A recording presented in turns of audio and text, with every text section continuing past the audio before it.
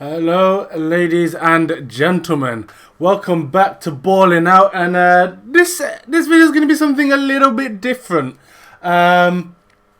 Basically, the guys over at PESFan, they did a live stream last night. I didn't manage to catch it as it happened, but I caught the end of it because I saw Bardinsky tweeting about it. All these guys that I mentioned, all part of the PES community, and I'll leave their links in the description. All great guys. But yeah, these guys, they ran a little live stream talking about their team of the year before, obviously, the PES team of the year comes out, because it's finally happening. Something I've been crying out for a long time. It's finally happening. Better late than never. But they put out a little not tournament, competition. There's some prizes, but more than anything, they wanted to see what everybody's team of the year is. And I thought, you know what? I've been running this series pretty much from the day the game came out. And I thought, you know what? Why not? Why not go on and show everybody my team of the year, my favourite players over the course of the last few months, really. And it's an interesting list. Some of you guys will guess quite a few of them. There will be some surprises in there as well. But without any further ado, let's give some honourable mentions to the players that got us where we are today, which is Division 4. So let's get straight into this. And as you can see, it's an empty slate just for this video. And the manager I'm going with is Deschamps. I've got other managers.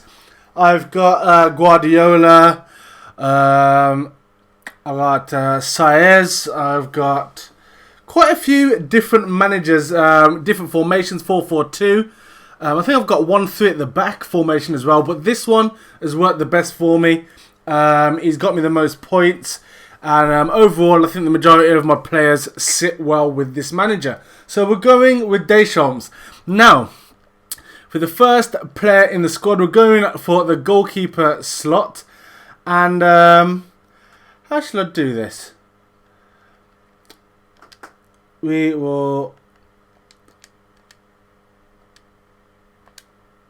register a player to the squad. There we go.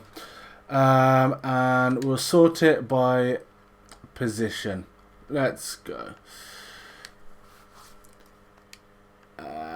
Ascending order. There we go. Right, so we've got some choices in goal. We've got 3 choices and some other guys. So I guess the way I mentioned that kind of rules these guys out. These are churn and burn players. Bologna seems quite interesting. Very, very quick. Very much in the mould of Manuel Neuer. At least in the bottom half of his hexagon. But really, it's between Neuer, Handanovic and Joe Hart. Now, I've had Neuer since the start, and he's done really, really well for us overall. I've had some gripes with him as the offensive goalkeeper trait brings him out a bit too quickly, and he's cost us some points in that sense. And recently I've brought Joe Hart into the team because he doesn't have a playing style, so it's just intelligent goalkeeping from him. Obviously not as good in terms of stats as Manuel Neuer, but still a very, very good goalkeeper. And he is the guy that's actually going to get in the team. He's the goalkeeper that I've enjoyed the most. He's caused me the least stress. He's been absolutely fantastic since he's come into the squad. Pretty close to being flawless, realistically. And I think it would be a great disservice to him not to be in that first 11.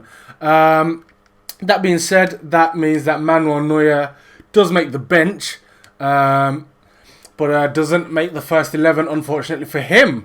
I think now we'll go for left back.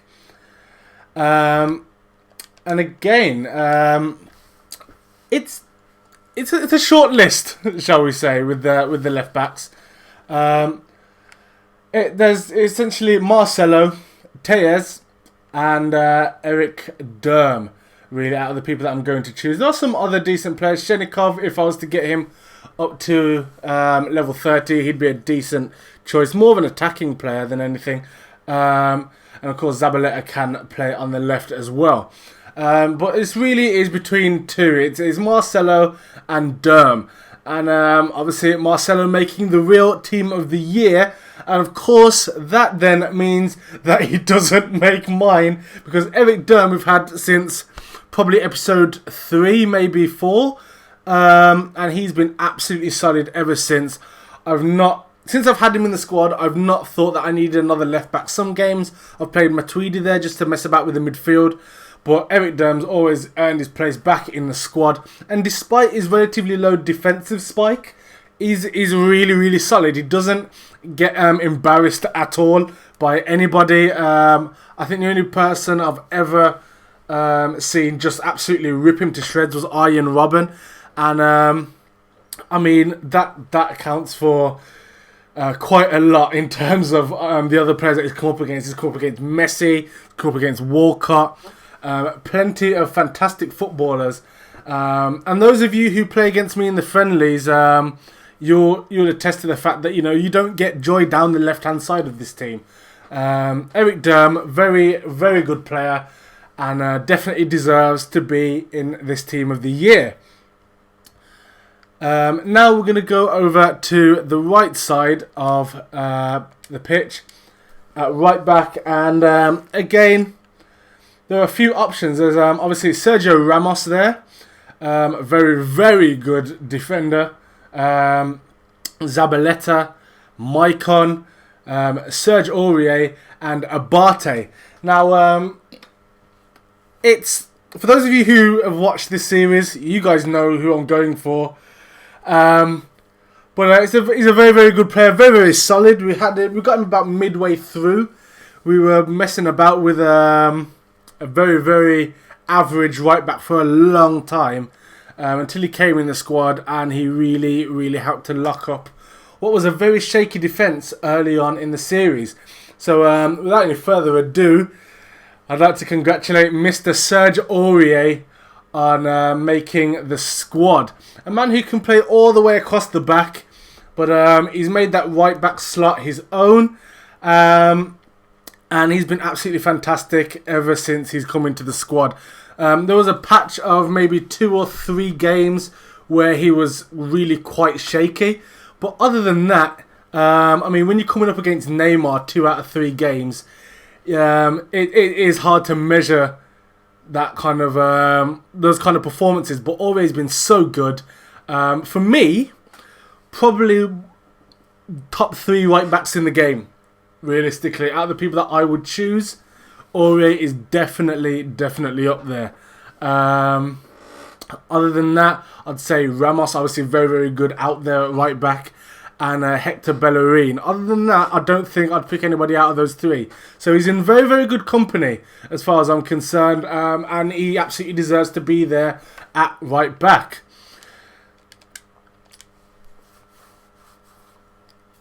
Now we go for our centre-backs, and interestingly enough, we are going to choose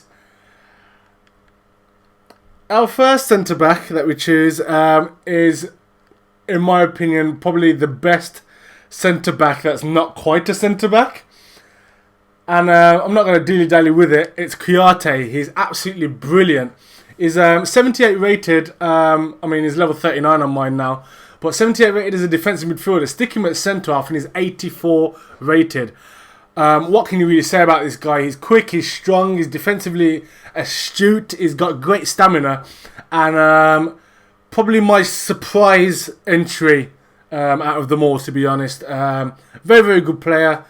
Didn't expect him to be this good. And he's absolutely staying in the squad for as long as possible. My second centre-half, however, is a bit less of a shock. I'm not going to mess about. It is the big man, Sergio Ramos. What can you say about this guy? Incredible stats, and just absolutely solid at the back. Especially in a mode where a lot of people like to play through balls and balls over the top. He can deal with any kind of attack. He's great against dribblers. He's great against balls over the top. He's great against through balls along the ground. He's fast, strong, aerially brilliant. Again, same sort of player as Kouyaté, but a hell of a lot better.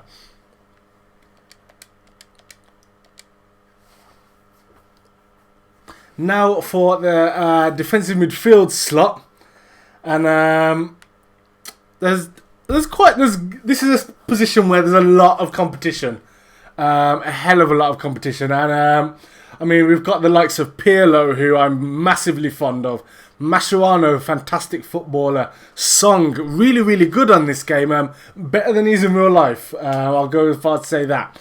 Bastian Schweinsteiger, who we got. Tony Kroos can play in defensive mid as well. Matuidi. We've never really played Pjanic in there. And I think that's pretty much it for the defensive midfielders in the squad, yeah. And I'm going to give it to Blaise Matuidi. He's been absolutely solid ever since we got him. And I've got absolutely no complaints about having him in the squad. Ridiculously fast. Ridiculously strong, great passer of the ball as well, can contribute to every phase of play. I'm happy to have Matuidi in that central midfield slot. And next to him, in what is, we'll go with what I play a centre midfield as. This formation allows you to mess about with the midfielders a lot, which is great.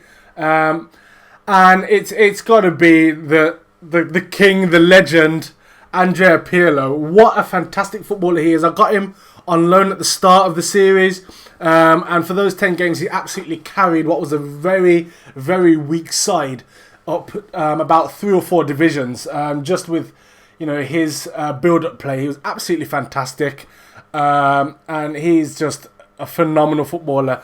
Lacks so much in the pace department, but he's got absolutely brilliant stats for a central midfielder. And if you haven't got him, try and get him. If you do have him and don't use him, give him a go. He will surprise you. Andrea Pirlo, fantastic player. Team of the year. And in this final midfield slot, which is going to be an attacking midfield slot, there's only... Well, I say there's only one player. There are a lot of players that could get into this spot. We've got the likes of De Bruyne, Coutinho, Feghouli. Going into the attackers, the likes of Baggio, Griezmann, Totti can play in there as well. Dybala can play there at a push. I mean, we've got a lot of really good players that can play in that attacking midfield spot. Pjanic was fantastic for us when we first got him as well. There's only really one person that is going to go to, just because ever since he's come in the squad, he's lived up to the hype, and it really could have gone to a good 3 or 4 of these players, but I'm going to have to give it to the one and only legend in this team, Roberto Baggio. What a phenomenal player he is. He's shown as a level 88. He's actually 94 once you put him in as an attacking midfielder. No, sorry, 97 as an attacking midfielder, which makes him the highest rated player on the game, which is crazy. Eclipsing Ronaldo and Messi, and absolutely deserving that, really, as far as I'm concerned. And let's get into the final 3 players. Now, on the right-hand side, we've got a few really good players here that it could go to. Cuadrado, he's recently come in the squad and hasn't really put a foot wrong. I'm absolutely delighted to have him in the squad. Cristiano Ronaldo can obviously play there. Farfan, Walcott's been absolutely brilliant since he's come in the squad. Been blistering down that side, scoring a hell of a lot of goals. He's on about a goal a game at the moment. And it's hard to choose, really. For that right wing spot, I'm going to have to give it to Feghouli. And a lot of people who watch the series are going to be quite surprised by that. I don't tend to always play him in right wing forward, but when he has done, he's been brilliant. He normally plays attacking mid, but there was no way that Baggio was going to miss out on his team of the year place. Feghouli makes the team, absolutely deserves it in that right wing forward position. Right then, now on the left of that front three. And again, it really is rich pickings to get in this part of the team. Coutinho could quite easily get in there, but I haven't played a lot of games with him. But he seems like the sort of player that would really do well for me in there. Cristiano Ronaldo obviously is coming to the squad and being absolutely tremendous, albeit playing up top. Podolski, very, very clinical, but I haven't played a hell of a lot of games with him. Farfan, Walcott again, could stake a claim to play there. Griezmann has been great in the games that we brought him into. He's been kind of like second string, but when he has played, he hasn't really put a foot wrong. So it's unfortunate that other players are higher rated than him, and that I haven't actually got Griezmann to level 30 yet to his mid-range potential. But fantastic footballer, but he's not going to make that first 11. It's going to have to go to Mr. Neymar. Again, somebody that's been with us from the very, very start. The very first player we got. And he's been absolutely phenomenal. Carried the team early on. And he's been ever present pretty much. And he's just been an absolute star for us. The final position out of the first 11, the centre forward, and we've had some great ones over the weeks and months. Cristiano Ronaldo is currently holding down that spot. He's been absolutely crazy. I shudder to think what his goal record is at the moment. I don't know if I can check it from here. I can't, but I mean, he's been absolutely crazy. Level 39 means that his stats have upgraded quite a bit. 99 heading, 98 kicking power, 99 jumping, 94 finishing, 94 attacking prowess. It's hard to find a better centre forward than that. And for that reason, he makes Team of the Year, but he doesn't make the first 11. I know you're going to be looking and thinking, what? But it's going to have to be Fabio Quagliarella. He's been absolutely tremendous. He's lost his place to Ronaldo recently, but he's always in and around the squad. And when he does play, he does score. I don't think I ever really get a terrible performance from Quagliarella. He's saved the team on so many occasions, whether coming on as a sub or coming on when people have injured Ronaldo. He carried the team through about a good 5 divisions maybe. And he's just absolutely phenomenal. Probably the most looked over player on the game, in my opinion. For what he can do, he's as clinical, he's as dangerous as any centre forward on this game. He's fast, he's strong, he's a good dribbler, he's good at linking up the play. He's decent in the air as well. His movement's fantastic. Quagliarella is a strong contender for my Player of the Year, let alone Team of the Year. But yet he makes that top spot there as a centre forward, and that's the first 11. That's the first 11 we've got. Joe Hart in goal, Derm, Ramos, Chiarte, and Aurier making up a very, very quick, very solid back four. In midfield, defensive midfield, is Blaise Matuidi. Just a phenomenal player. Very quick as well. And does that job fantastically. Andrea Pirlo makes up the next spot as a central midfielder. And Roberto Baggio out wide. Sorry, not out wide at all. In attacking midfield. Despite him showing as a centre midfielder here, I haven't messed about with the formation as I would do. Right wing, Feghouli gets in the team. Incredibly pacey player. And just all round fantastic in various areas of the pitch. Left wing, Neymar. Just one of the greatest players on this game. Probably... he's definitely in the top 5. Probably in the top 3 other than the legends. Which is, I think he's better than Messi. I'm going to put it out there. Ronaldo, Neymar, and I'd say Robin are probably my favourite players to use on this game. But yeah, Neymar definitely makes that first 11. And Quagliarella, just purely for virtue of the fact that he does everything so well. And he's a bit of a dark horse as well. You play Quagliarella up front and people don't really know what to expect of him. He's a lesser known player despite the fact that he's so good. But yeah, he makes up that final spot. And just for some honourable mentions, we're going to make up the bench really quickly.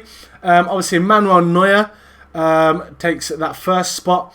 Our defensive option is going to be it was a choice between Abate and Marcelo. I'm going to go with Marcelo. Very good defender indeed.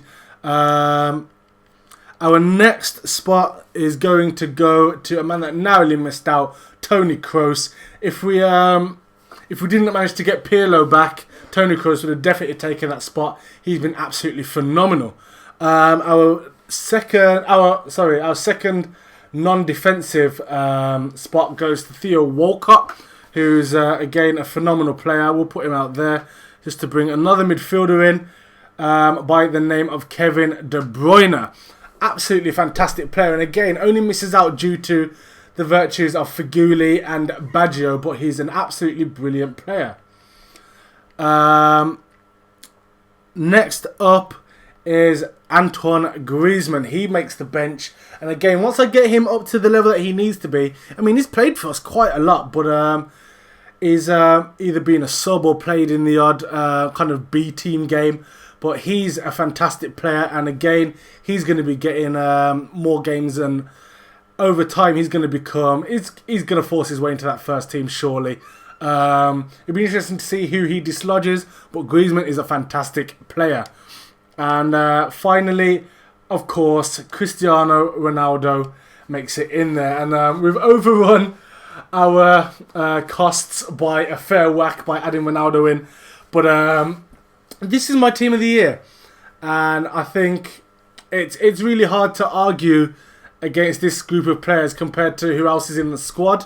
We see the names there of the people that didn't make it, but I mean the likes of Schweinsteiger, Totti, Mascherano, Cuadrado, Pjanic could all have easily made this squad on another day if a few of these players weren't here. They've all been absolutely brilliant for us. But this is the team that we're going for. But I guess the final thing to do here is to choose my player of the year. And this isn't an easy one. I knew the players I was going to pick for the first 11 and the bench. I had that all sorted before I recorded this. Deciding on my player of the year is so difficult for me. Obviously, it's out of this first 11. I'm going to narrow it down to, I'd say, 5 players. Neymar, been fantastic. Pirlo, Baggio, Quagliarella, and Chiarte. They are my 5 contenders for player of the year. This is this is incredibly difficult for me to choose. I'm gonna rule them out one by one. Neymar is being ruled out, just because there are a lot of times when he does go missing in games. When he is involved in the game heavily, he's a match winner. 10 times out of 10, but when he's not, you just don't see him at all, and he goes completely missing, and for that reason he's not my player of the year. I think next I'm gonna sadly have to say Pirlo can't be my player of the year just because he's played so few games for us. The games he has played, he's been absolutely phenomenal in all of them. I think he was man of the match in every single game he played for us during his loan spell. Maybe 1 or 2 games Neymar got it, or Quagliarella with the odd hat-trick here and there. But Pirlo, absolutely phenomenal player. But just purely on the virtue of not playing as many games as the others, he doesn't make the Player of the Year. So we've got a final 3 of Kouyaté, Baggio and Feghouli. And I'm going to have to remove... Oh... I'm going to have to remove Feghouli. Again, a very, very good player. He seems like just a pace player, but there's so much more to his game that he can do. And he's won us games single-handedly before, brought us back into games. He's saved this team on so many occasions. But he's just, I don't know, I think he's an honourable 3rd place. I think this front 3, well, the final 3, it could be either one of them, but I'm going to put Feghouli in 3rd place, which leaves it between Baggio and Kouyaté.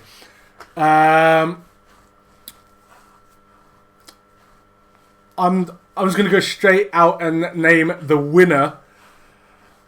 And literally, depending on how I felt another day, it could go the complete other way. But my Player of the Year is Kouyaté. Is absolutely going to have to be Kouyaté. He is an absolutely phenomenal defender, and deserves his place in the squad 100% as far as I'm concerned. He's been solid ever since we got him in the team. He started off in defensive mid. Someone told me to play him in centre back, and he's been absolutely phenomenal ever since. He's been more solid than Ramos. Obviously, the stats wise, nowhere near as good as Ramos, but in terms of his performances, he's my favourite defender, and he's my favourite player in the team, definitely. I mean, he's been absolutely phenomenal. I think if we'd had Baggio for a bit longer, it might be him, but no, we're going with Kouyaté. Baggio's been phenomenal. His passing, his free kicks, he's been absolutely 10 out of 10 since he's joined. But I'm definitely going with Kouyaté as my Player of the Year. Congratulations. Right then, so if you've enjoyed this video, give it a thumbs up. I'm interested to know what you think of my choices. I imagine my Player of the Year choice is gonna maybe cause a bit of controversy. But for me, he's been absolutely phenomenal. But let me know what you guys think. People who have watched my series, people who haven't watched my series. I'd love to know what you think of my choices and who your favourite players have been over the course of the year as well. Who makes your team of the season? Who, who's your standout player? Who's your dark horse? Let me know about your teams, and I look forward to reading your comments, really. But again, thank you for watching. Give it a thumbs up if you enjoyed it. Subscribe if you're new.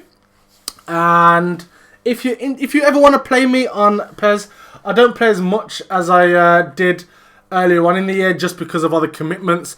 But whenever I am online, I'm always happy to play a friendly once I'm done recording a video. So leave your PSN names in the comments below.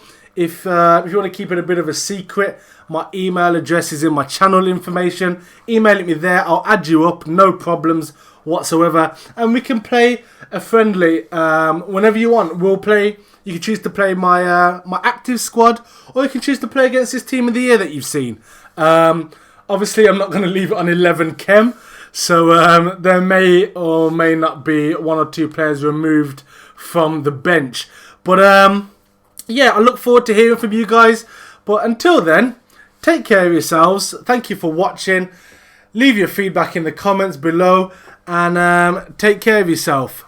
Peace.